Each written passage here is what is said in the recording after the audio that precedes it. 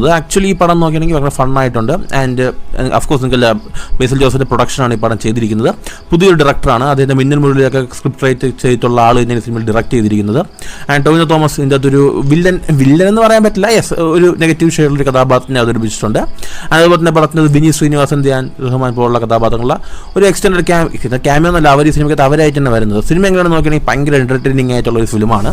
ഭയങ്കര ബോറടിക്കാതിരുന്ന് കാണാൻ പറ്റുന്നുണ്ട്. ഫസ്റ്റ് ഹാഫൊക്കെ വളരെ നന്നായിട്ട് ചെയ്തിട്ടുണ്ട്. വളരെ സിമ്പിളായിട്ടുള്ളൊരു കഥയാണ്. ബേസിൽ ജോസഫ് എഞ്ചിനീയറിംഗ് പഠിക്കാൻ വേണ്ടി ഒരു കോളേജിൽ വരുന്നു. അവിടെ വർഷങ്ങൾ 5 വർഷം മുമ്പ് ഒരു എന്താ പറയുക ഫെസ്റ്റ്, ആ കോളേജ് എല്ലാം അറിയാമല്ലോ, അങ്ങനെ ഒരു ഇത് നടന്നിട്ടില്ല. കാരണം ഇതിന് മുമ്പ് നടന്നൊരു കോളേജ് ഫെസ്റ്റിൽ വലിയൊരു അപകടം സംഭവിക്കുകയും അതിനുശേഷം 5 വർഷത്തേക്ക് അവിടെ ഒരു ഫെസ്റ്റ് നടക്കുന്നില്ല. ഇതിന് ബേസിലിന് ആ ഫെസ്റ്റ് നടത്താൻ വേണ്ടി തൻ്റെ ലവറിനെ ഇമ്പ്രസ് ചെയ്യണം എന്നുള്ളൊരു അവിടെ നിൽക്കെ തന്നെ പുള്ളിക്ക് പേഴ്സണലായിട്ടൊരു കാര്യമുണ്ട്. ആൻഡ് ആ ഒരു കാര്യത്തിനാണ് പുള്ളി ഇറങ്ങുന്നത്. പുള്ളിക്ക് പേഴ്സണലായിട്ട് ഈ ഒരു ഫെസ്റ്റ് നടത്താൻ വേണ്ടി പുള്ളിക്ക് ഒരു